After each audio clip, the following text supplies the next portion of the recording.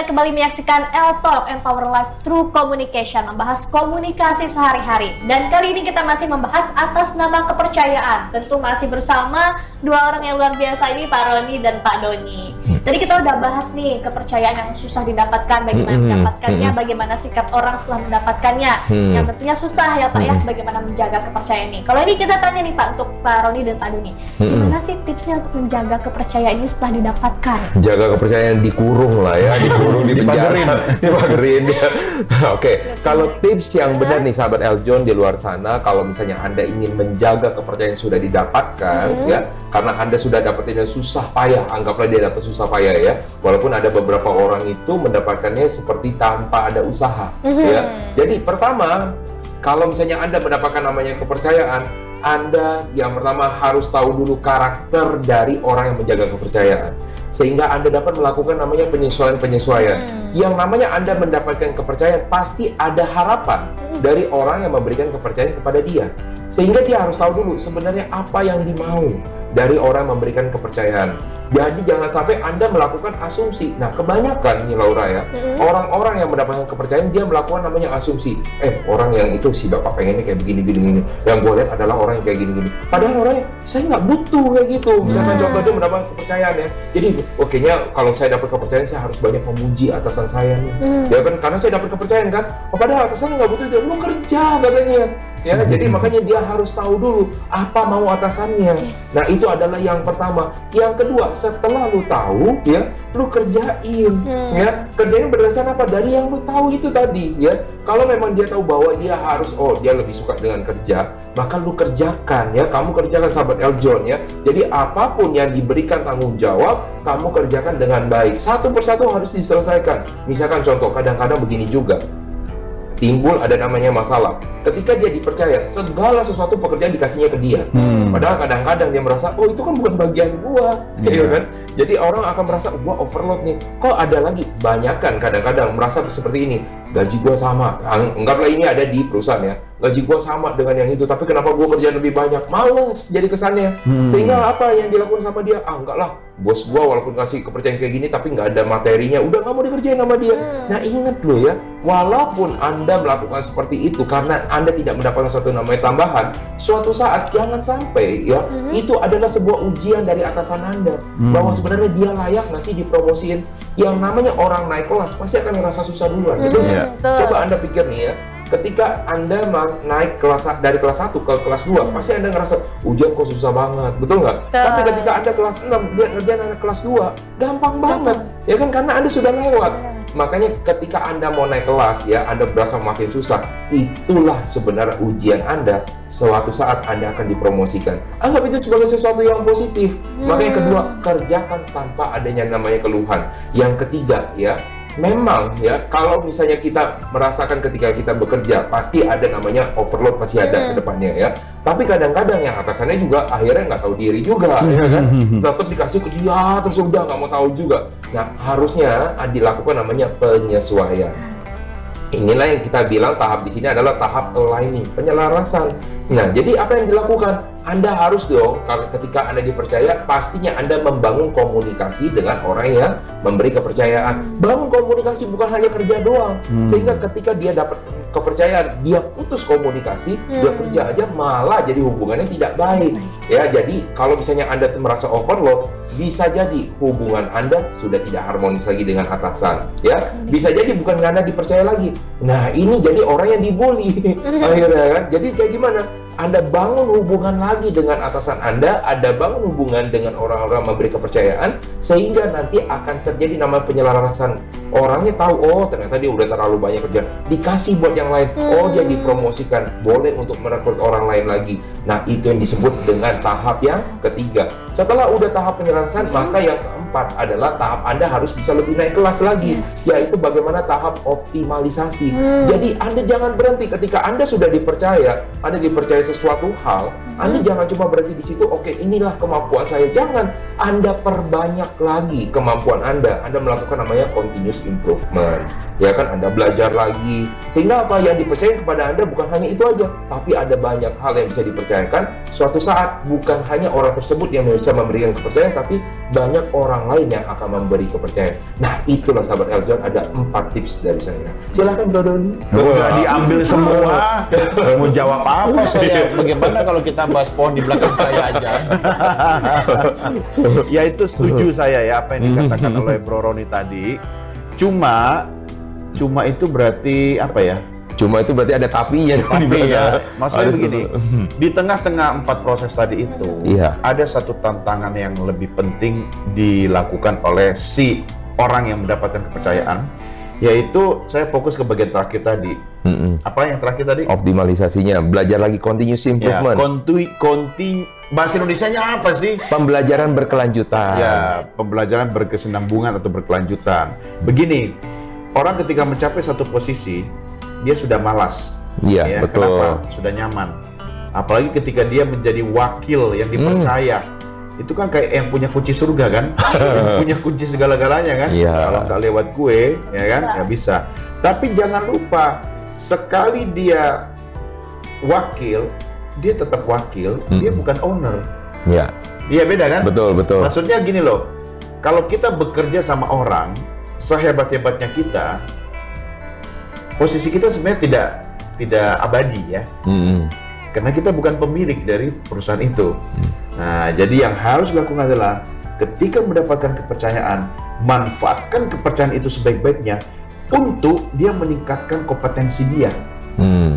Caranya gimana? Ya bisa saja toh kalau misalnya dia mau dalam tanda petik ya ngakalin kepercayaan, ya dia berusaha sebanyak mungkin ketika lagi dapat kepercayaan, dia bisa misalnya mengusulkan, Pak saya boleh nggak ambil training, saya boleh nggak ambil kursus, saya boleh nggak ikut kompetensi misalnya gitu kan. Dalam arti apa? Kan saya bisa lebih mudah memberikan pelayanan pada Bapak, ya kan, atau pada Ibu gitu kan. Ya, ketika saya kompeten di bidang ini kan saya lebih bisa meningkatkan pelayanan saya misalnya begitu. Tapi kan itu investasi. Jadi ketika dia memanfaatkan kepercayaan yang diberikan padanya dengan hal-hal yang investasi, ya kan, investasi leher ke atas kan. Nah, sehingga ketika saat itu tiba, ya kita kan nggak pernah tahu kan, apakah misalnya pimpinannya tuh bosnya itu pindah kota, dia nggak bisa ikut, ya kan?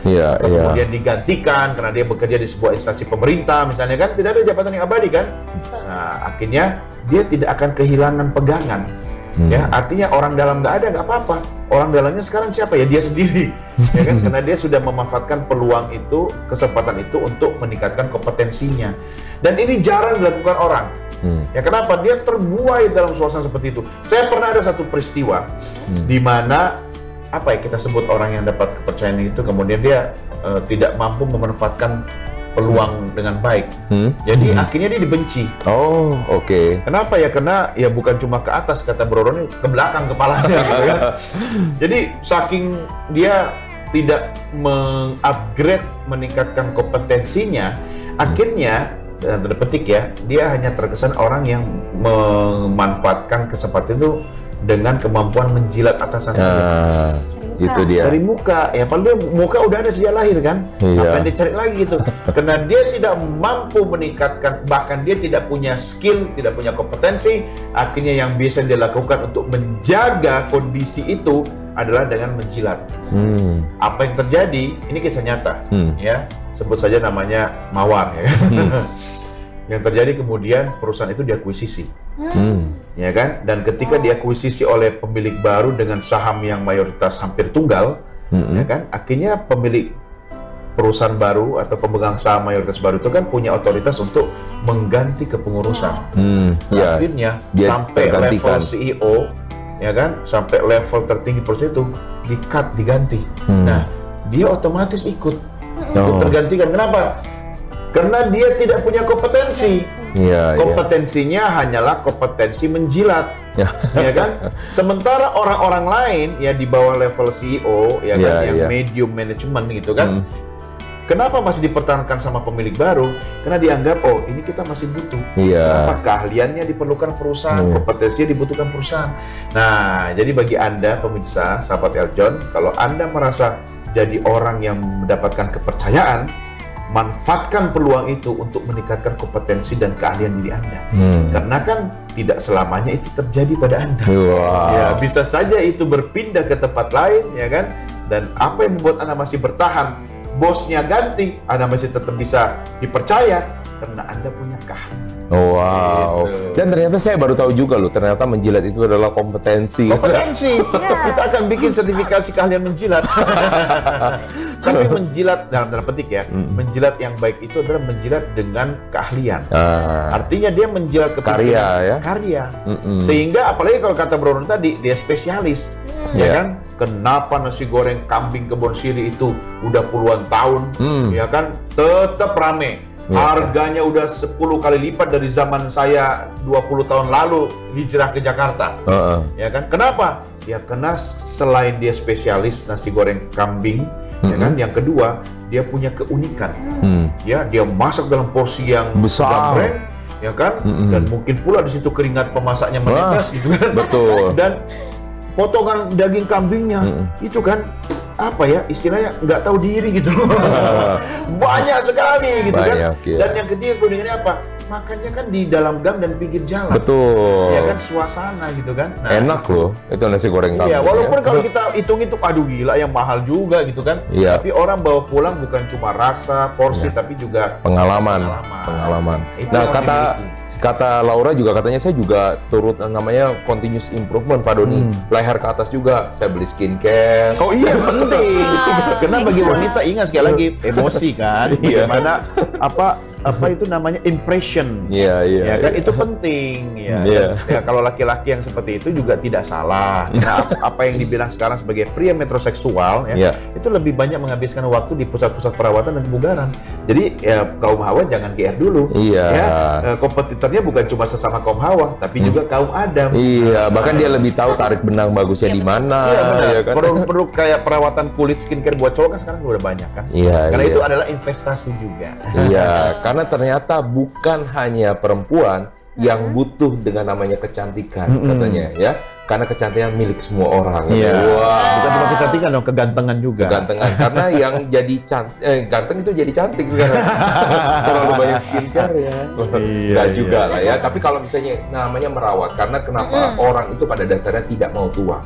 Menolak tua ya kan. Jadi maka orang akan berusaha sampai dengan sekarang. Maka produk apa yang paling laku adalah produk dari skincare dan juga herbal. Ya, herbal, vitamin ya kan, yang tujuannya adalah supaya dia tidak terlihat tua, tidak tambah tua. Ya kan, tidak muncul keriput, intinya dia bisa hidup selama-lamanya. Dari zaman Kaisar dinasti Qin, Shi Huangdi, dia mencari satu namanya pil keabadian. Nah, pil keabadian katanya diperoleh dari dewa, akhirnya dia meninggalnya masih muda. Ya kan, karena kenapa dia pengen semua yang sudah dia capai itu dia bisa bawa sampai dengan dia tua, bahkan mungkin tidak diwarisin ke anak-anaknya, dia bisa mewarisi untuk diri dia sendiri. Nah, jadi kalau misalnya sahabat Eljon di luar sana, bukan artinya saya untuk menghimbau Anda cari pil dewa, cari pil awet muda, abadi. Iya, tetapi Anda carilah ya sesuatu yang bisa meningkatkan kompetensi Anda sehingga kompetensi Anda yang abadi, bukan hanya penampilan yang abadi, sehingga Anda tetap masih bisa dipakai sampai dengan tua. Jangan terlalu berharap seperti ini, bro. Ya. Jadi kalau misalnya sekarang ini berharap kepada pemerintah, apabila orang sudah pensiun dipekerjakan kembali, jangan berharap seperti itu. Tetapi carilah memang sesuatu kompetensi yang memang sampai dengan Anda tua pun di usia senja, Anda tetap masih bisa berkarya. Nah, jadi silakan. Kompetensi ya. Iya. Tapi balik lagi soal cari muka itu mungkin mindset di Indonesia juga sih Pak. Bagi orang memang kalau mau naik tuh harus. Harus cari muka, apalagi harus cari order. Iya. Ya kan? Kalau saya sih, kalau mau naik saya nggak pernah cari muka sih. Cari tangga. Cari tangga atau nggak cari. Anda paham sekali maksudnya. Beda generasi ya kita. Iya. Gitu dulu ya. Oke, terima kasih sekali lagi Pak Roni dan Pak Doni. Terima kasih. Nah, ini pembicaraan hari ini juga membuka aura, bukan membuka pikiran saya. Ya, untuk dia sebut auranya benar ya. Bukan aura kasih ya. Laura kan. Iya. Oke, sahabat Eljon, terima kasih telah menyaksikan diskusi kita hari ini atas nama kepercayaan. Jangan lupa untuk saksikan terus Eltalk, Empower Life Through Communication, tentunya hanya di Eljon TV. Kali ini kita pamit dulu sahabat Eljon, terima kasih dan sampai jumpa.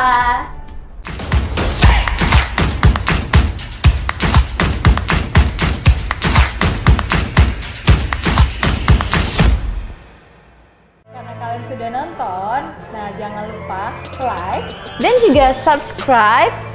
See you. Dah.